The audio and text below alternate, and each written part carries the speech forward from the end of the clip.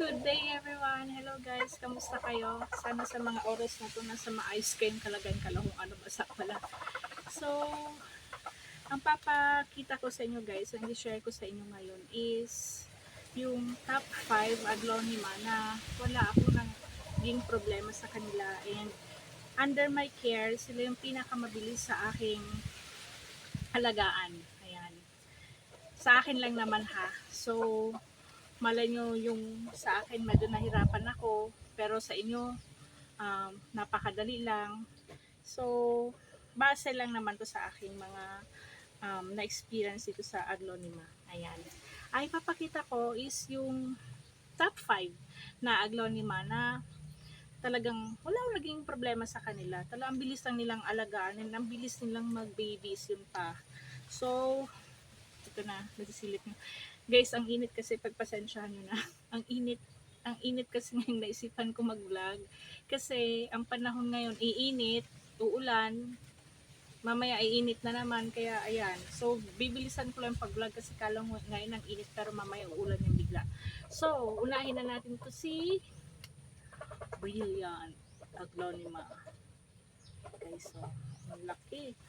Ito guys, ang bilis niyang lumaki. And kapag lumaki na siya, ayan, sunod-sunod na yung pag-babies niya. Ang ginawa ko na nito, naglegi siya and kinat ko na yung roots sa bottom. Nung kinat ko, ayun, ang bilis na magkasuloy. And yung nakaraan, di ba, nagrepat pa lang ako nung aglonema. Yun yung babies nito. Ayun, may mga spider. Ang daming spider ah. So, ang bilis lang nitong alagaan at wala akong naging problema sa kanila kahit pabayaan nyo siya, itusok mo lang, tutubo siya guys. Kasi, di ba yung ibang aglonema natin, medyo maselan. Ito, hindi, napaka cowboy nitong aglonemang to. Ayan. At ang laki niya pa, oh.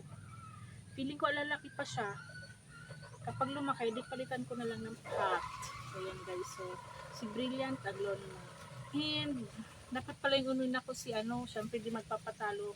Nagulat na ako kanina pala kung ano yung malamig. Ito, si Doña Carmen Aglonema. Itong Doña Carmen guys, nakikita ko kapag pag bumabiyahe kami, siya tumitingin ako sa mga bahay and yung ibang mga syempre karamihan naman talaga is may mga halaman sa bahay. And yung aglonema talagang lagi kong nakikita na sa labas ng bahay nila. Oo. Sa mga aglonema, parang ito talaga yung laging meron. O, di ba? Ito yung laging representative ng aglonema. Siya yung lagi kong nakikita. Ayan. Minsan naaawa din ako kapag nakikita kong bilad na bilad sila, tapos sobrang siksikan. Di ba? Kasi syempre, sabi ko, ano sila, hindi sila nakakahinga na dyan. So, eto, si Doña Carmen, and maraming babies na to na naibigay sa akin. Tapos, ito napaka-cowboy din, napakabilis alagaan ni Doña Carmen. Talagang itusok mo lang siya, ilagay mo sa initan, ilagay mo sa kahit saan, go lang siya. Pero wag naman super init kasi magsa-sunburn din siya. Yung tamang ano lang, kahit papabayaan mo naman guys. So, ito, si Doña Carmen. Dati nga sabi ko parang pag marami hindi ko na na-appreciate. Sabi ko, ano na to, hindi. Habang lumalago siya, tapos kumakapal, wow. Sabi ko, ang ganda-ganda. Ayan. So, ang pangatlo is si Rotondum Tiger. Ayan. Parang manipis na kasi siya guys. Kasi nga, nagpropa na ako sa kanya. Pero, isa ito sa dating mabilis din tong lumago. Ayan. Medyo hindi pa kasi ito kaka-recover kasi nga, kaka-propagate ko pa lang sa kanila. And ayan, may nag-aano na sa kanyang babies. May pa-possible naman. Ito, ang bilis lang nitong din alagaan. May nirepat ko, nakakatawa nga, nirepat ko siya, ikinat ko naman yung bottom na ugat, parang hindi hindi siksikan yung mga ugat. Nakita ko, tinapon ko lang ngayon, tumutubo na, andoon sa hindi ko na ginalaw. Sabi ko talagang, kahit tinapon mo na, diba, tumubo pa siya. So, ito, madaming babies na din itong naibigay sa akin, guys, and nakapamigay na ako nito nung nandun pa ako sa dating bahay namin. Ayan.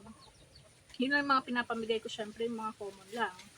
And yung mga madaling hindi ko binili, syempre share ko. Ayan. And ang pang-apat, ito yung sa mga lima ha, na mga mabilis na sa akin. Pero sa inyo, ito yung sa akin lang naman. And ito si Super White. Ay mali, Snow White. Ano ba? Si Snow White. Lagi akong naano sa kanila, pareho kasi may white. Ayan. Si Super White. Ay naku. Ito, ang bilis lang nito guys, alagaan. Ang dami ng babies nito. Hindi ko na mabilang. Nag-propagate na naman ako sa kanila. Tapos, go lang sila. Ayan o. Medyo nauud nga lang. And, okay lang naman yan. Ito, ang bilis ni Snow White. Dumami. Kapag nag-mature na siya, sunod-sunod na yan. Tapos, syempre yung mga naging baby, and then may mga babies na din, kaya ang dami-dami na. Kaya, yung iba, nasaan na ba? Pinamigay ko na, ata sa kapatid ko, oo. Ayan. So, at ang pinaka-last na aglonema ko is, bali pala yung apat. At ang ilan ba ito? Pang, sa dalawa, tatlo, apat. Anim pala sila guys. Akala ko ano lang. Yung anim pala. Kasi hindi ko nadala dito yung Silver Frost. Panghuli ko na lang yung Silver Frost. Isa yung pinakamadali ko ding ang naalagaan. Talagang dyan lang siya. Okay lang. Kahit hindi mo siya pansinin, go lang. Eto, anim pala. Tapos, lahat ng to, pera lang dito kay Pink Conchin. Ito lang yung nabili ko. Pero, yung lima, si Brilliant, Doña Carmen, Rotondum Tiger, Snow White, and si Silver Frost, lahat lang yung libre kong nakuha. Pera lang itong kay Pink Conchin. Ayan, tumutulo-tulo ko siya kasi umuulan. Ito, ang bilis din nitong dumami. Ayan. Ang bilis din yan dumami and ilan na ba naging babies niya? Ang dami ko na napropa sa kanya. Tapos ang bilis-bilis din niya magparami. Kaya natutuwa ako dito sa aking mga aglonema na merong mabagal, lumaki, merong mabilis. Ayan. Wait lang nga guys. Ayan. To be continue. Nag-iingay kasi si Meatloaf yung aso. Kaya ano ba yan na kapag may maingay guys, nadidistract talaga ako. Kaya ayun nga. Ito ayan, wala na naman tuloy ako. Ayan yung mga top 5 na mga dali kong alagaan. Sina Doña Carmen. Ito. Si Pink Conchin. Si Snow White. Tsaka ang daming babies nila pala. Kaya ayan. Si Rotondum Tiger. Ayan. And ito, sa pinakamalaki din, si Brilliant. Ayan guys. So, papakita ko hindi ko nabibitbitin dito guys. Kukunin si Silver Frost kasi ang bigat. Kaya ipapakita ko na lang sa inyo. Tsaka ang ganda-ganda niya sa kinalalagay niya. Teka. Ayan guys, ayan na si Silver Frost aglonema. Ayan, ang laki-laki na. So, kaya hindi ko na siya kinuha, ang bigat. Ayan guys. So, dito ko natatapusin yung video na to guys. And, magpapasalamat pala ako sa aking mga new subscriber. Thank you so much. Thank you po sa pag-support sa aking channel. And, see you on my next vlog. Ayan. Please like, comment, and subscribe kung nagustuhan nyo tong video na to.